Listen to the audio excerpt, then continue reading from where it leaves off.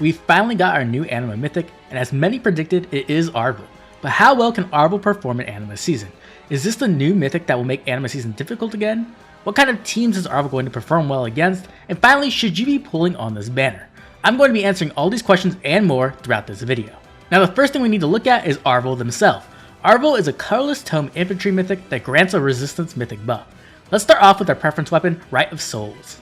Accelerate special trigger count -1 at start of turn, inflicts guard on foes within 3 rows or 3 columns centered on unit with resistance less than unit's resistance. If unit initiates combat or is within 2 spaces of an ally, grants +5 stats to unit during combat, deals damage equal 20% of unit's resistance, including when dealing damage with a special trigger before combat, and foe cannot make a follow-up attack.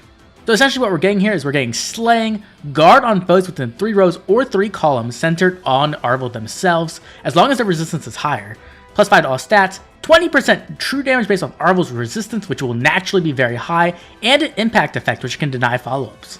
Now let's look at their preference A skill, Duality. Duality grants a visible +9 attack and resistance, grants weapon triangle advantage against, and inflicts weapon triangle disadvantage on red, blue, and green foes during combat, neutralizes effects that boost values along with weapon triangle advantage, or reduces values along with weapon triangle advantage, such as triangle of depth on unit and foe. And at start of combat, if unit's HP is greater than 25%, unit makes a guaranteed follow-up attack during combat. So essentially what we have here is a visible +9 to attack and resistance, weapon triangle advantage against red, blue, and green units, which is a massive 20% attack boost against them, and then also disadvantage on them, which means they're going to be losing 20% attack against Arval. Arval also cancels out Triangle Adept, which is kind of interesting. I guess that's like mostly for like Raven tomes, or possibly they're planning to release a Triangle Adept seal, and it might be too good on Arval, so they're making sure that Arval can't take advantage of that. And then they're also getting a guaranteed follow-up attack. So now that we have a basic idea of what Arval's kit does, let's break down Arval's roles on your defense team. First, Arval is a damage dealer, and secondly, they are a support unit. As a damage dealer, Arval packs a lot of power.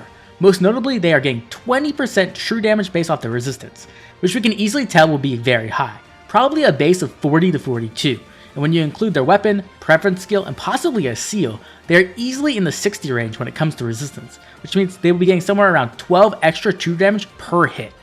The cool thing is, this also works with AoEs, which is a really big deal, as it essentially allows you to double dip into your true damage. Arval is also an infantry unit, so it's definitely possible to pre-charge those specials and make Arval extremely difficult to tank. They then also have weapon triangle advantage on all red, blue, and green units, essentially everything but colorless. I've seen a lot of people underselling this, but you have to remember, weapon triangle advantage is 20% attack, and percentage increase way better with high numbers. So if Arval has a base attack of 40 to 42, then we can expect them to be getting an additional 15-ish attack after you include the weapon and their skills. This means Arval is going to be hit really hard. And that's not even considering they are infantry with slaying, which means you can't even have a pre-charge like Ruptured Sky easily with Time's Pulse. Now while Arval will hit really hard, will that be enough to punch through the safe tank meta at the moment? I'm not so sure. Hardy Fighter is one hell of a skill, and it can drastically reduce damage. But the major advantage Arval has is the ability to inflict guard on these safe tanks while running a tempo skill, which means you can completely lock them out of their specials after this combat, as they won't have a way to recharge their defensive specials. It also means Arval can lock safe tanks out of their offensive specials if they're relying on them to secure kills. This makes Arval extremely dangerous, as it essentially allows them to come in, deal a nice chunk of damage to your safe tank, and then set up your next offensive threat to come in and finish your safe tank off, because they won't have their defensive special ready. This also means Arval is really strong against Dragon Farsavers who decide to use Dragon Wall instead of Hardy Fighter. As the resistance will be so high, there's a good chance those units won't get any damage reduction at all. The next major thing we need to discuss about Arval is their stat line. Arval's stat line will be a major implicator of how well this unit will perform. Arval seems to have 41 HP in the video, and we can expect them to have high attack and high resistance. The real question becomes, will they have middling speed and middling defense, or will they dump their speed entirely for defense and be super bulky? This is very important because Arval is reliant on guaranteed follow-up attacks and their follow-up denial. This means that when Arval runs into units who can deny their follow-up attack, it will come down to a speed check. So if Arval has workable speed, they will be able to get that follow-up, and they can even deny the enemy's guaranteed follow-up attack, which is a very big deal. On the other hand, if they do have low defense, they are more vulnerable to one-shots to allow the more popular far saves, as most of them do target defense or use adaptive damage to target defense. So either way, there will be a trade-off. Another thing to remember is that Arval does also impose weapon triangle disadvantage on red, blue, and green enemies, which means they will be deceptively more bulky than they look, even if they decide to dump their defense stat. Now let's talk about Arval's supportive effects, because they are very important to the meta matchups and ether rates. Now the first thing we have to consider is Arval's guard ploy effect. As you can see in the picture I'm showing, this effect has a pretty solid range, and with proper placement of traps and buildings, you can make it very difficult to avoid this effect. The major thing to consider is that it does require Arval to have higher resistance than the foe to activate, and this is important for a few reasons. First, there are fire save tanks who have very high visible resistance stats who can avoid this with proper buffing. The second thing to consider is that this is an at start of turn effect, which means technically Elimine can turn this off. The question becomes, can Elimine stack enough resistance to out-resistance Arval? The answer is that it will come down to merges and builds. Elimine has a naturally high resistance stat of 41, with a boon it hits 44. The thing is, Arval may have a comparable resistance stat, but also have the advantage of having a preference skill that offers 9 visible resistance, something Elimine can't match, even if she's using Still Water, which can only grant plus 7. This also brings up the idea of what seal you should be running on Arval. Should you go for Phantom Resistance, which makes it easier to win the resistance check, or a more damaging seal like Attack Res Form, which can offer attack and more true damage? It will be difficult to say until I get to test Arval myself, unfortunately. Another thing to consider is removing the Attack Res Oath Force skill from Arval. It can be a very powerful skill, but it does give a visible resistance buff, which can be easily panicked due to Arval being a mythic and not being able to receive mythic buffs to their HP, overall making their HP very low. Though the cool thing is even if Elimine can false start Arval, that means that she isn't false starting someone else on your team, such as Bridal Catria. It forces people to make a choice when approaching your defense. Arval also offers a resistance mythic buff, meaning it's easier than ever for your Bridal Catria to avoid Elimine, as she can get plus 5 resistance from both Mirabilis and Arval, who will be the 2 best Anima mythics in the game at the moment. On the offensive side, that player only has the option of Ashera for a resistance mythic buff, and Ashera honestly isn't very common. The final thing we need to talk about when it comes to Arval's guard play is the major effect it can have on Galeforce. If you properly set up your defense map, as you can see, it's very difficult to avoid getting the guard debuff on your team, which means it's much more difficult for your team to get Galeforced, which is a major upside. Essentially, the opponent will be forced to engage from certain directions, so they can avoid the guard debuff, and you can cover that with traps to make it even more difficult to engage on. When it comes to units who will perform well against Arval, in the far save role there are 2 major standouts for me. Both of them are colorless. This means that Arval will not get the weapon triangle advantage over them, which is a big deal because it will cut Arval's damage down and their survivability. First is our newest far save tank, Rearmed Grima. Grima is extremely fast, has a guaranteed follow-up attack, and easy access to Hardy Fighter. This means Grima can easily shut down Arval's double while ensuring she gets her own. The only thing Grima would be scared of is an AoE Arval due to her lower visible resistance stat. Second is Mufasa. Mufasa has a guaranteed follow-up attack in his weapon and actually has decent speed, which means with some proper support, he can get the double on Arval, which means he often will be able to secure that kill, even when considering the impact effect Arval has. This is major because it means Mufasa can still run Hardy Fighter, which will turn off Arval's guaranteed follow-up attack, and have a good chance of securing the kill. He is also resistant to AoEs, so if it ends up that Arval's meta build becomes an AoE one, he can perform well against that too. In my opinion, Mufasa got a massive buff in Anima season and is probably the best save in that season now, as I expect to see Arval a lot. When it comes to Galeforce, the big winners are heroes who have access to tempo skills.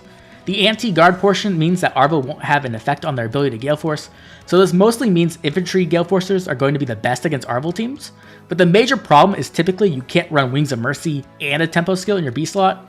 This is why the biggest winners will actually be infantry beast units who have tempo built into their transformation, like Valoria or Nyla. Another big winner I can't help but mention is Harmonic Roy, who has tempo due to his preference C skill. I am a bit afraid to see how Thor handles Arval, as she is my main Galeforce team in Asher season, so we'll have to wait and see how that turns out. So with all that said, Arval is an excellent defense mythic against Galeforce strategies and save balls, 2 of the most dominant strategies in the entire game right now. The amount of support and power this unit can offer is nothing to scoff at. Now let's answer the final question. Should you summon on this banner? The answer honestly depends on your goals. If you are looking to merge up a light and Asher mythic, then this banner offers a lot. The colorless share is one of the best we've ever had. Elimine is one of the best Asher mythics in the entire game, especially when you consider Chaos Season as well. The only reason you wouldn't want a merged up Elimine is if you heavily rely on Galeforce strategies, as she doesn't offer the most amount of help in that strategy, though there is the possibility she can shut down Arval to stop that guard ploy. When it comes to merge priority with Asher mythics, the only hero I'd recommend merging up more than Elimine is Plumeria, possibly Thor if you are a Galeforce fanatic like I am. The thing to remember is Plumeria does not offer the extra slot on offense, so you will need to have an extra slot mythic, such as Elimine or Thor anyways, so you might as well merge up one of the two of them. Now, when it comes to light season, Asker is in a similar situation. He essentially is the second or third best light mythic to merge up in the game. I would argue Peony is the best merge project, but once again, just like Plumeria, she does not offer the extra slot you're going to need. Out of the extra slot light mythics, I think only Ash can really compare to Asker at all. In some situations she can be better, but a lot of time Asker is what you're going to be wanting. He's by far the best mythic for Galeforce strategies due to the cooldown he can offer, while being an excellent Galeforcer himself. He's also one of the most meta-dominant heroes in Summoner Duels at the moment, so that doesn't hurt either. Lastly, we do have Arval, and Arval is in the same situation as Elimine and Asker. They are the best extra slot mythic in their season, and if you play Ether Raid seriously, you'll probably want at least one copy. Now when it comes to defense mythics, they don't directly increase your score, so merges aren't as important, but even so, colorless is a great color to summon on. When it comes to other colors, I'm not really sold, to be honest. I think red is probably the second best color. Plumeria is an excellent mythic to merge up. Having a single copy of Mirabos is very good, but Lif honestly is trash at the moment, and I would absolutely not recommend running him. So when it comes to red, you aren't going to want to be investing a ton of orbs here. The third best color in my opinion is green. Atri is an excellent hero, but honestly the share is not the best. Odor is an okay defense mythic and is pretty solid in Summoner Duels, but definitely not the hero you should be lurking to merge up. Letizia, in my opinion, is completely underwhelming. I've used her a ton now and just found her to have too many weaknesses and is completely unreliable. Lastly, we have Blue. Legendary Crom is still a great unit, but he's old. He isn't the legendary you should be merging up if you want a water core for Arena. Est and Sane are both met in my opinion. They aren't terrible, but they aren't great either. So should you summon? I'd only recommend summoning if you want to come in here and snipe on colorless and try to pick up a good amount of merges for your light and Astro Season core, or you want to come in and summon for Arval, pick up a copy, and then leave. If you have Fade Pass, I definitely recommend going in for the Spark, but if you don't, then it is a bit of a risk, so you'll need to consider if it's worth it for you. Personally, I'll be summoning on this banner heavily. My Atri is at +8, and I'm hoping to finish her while also grabbing Arval and as many Elimine and Asker merges as possible. The summoning video will be up as soon as possible after the banner releases, so make sure to come check it out. If you have any questions you'd like me to answer during that summoning session, you can drop them down below in the comment section. I'd also love to hear what you think about Arval. Are they enough to make Anima season threatening again, or do you think they will fall flat? Make sure to drop a comment down below letting me know. If you enjoyed the video, make sure to like and subscribe so you don't miss out on all my videos on the newest Fae updates, summoning videos, showcases, and tier lists. This has been Oblivion, and I'll catch you all later with more Fire Emblem Heroes.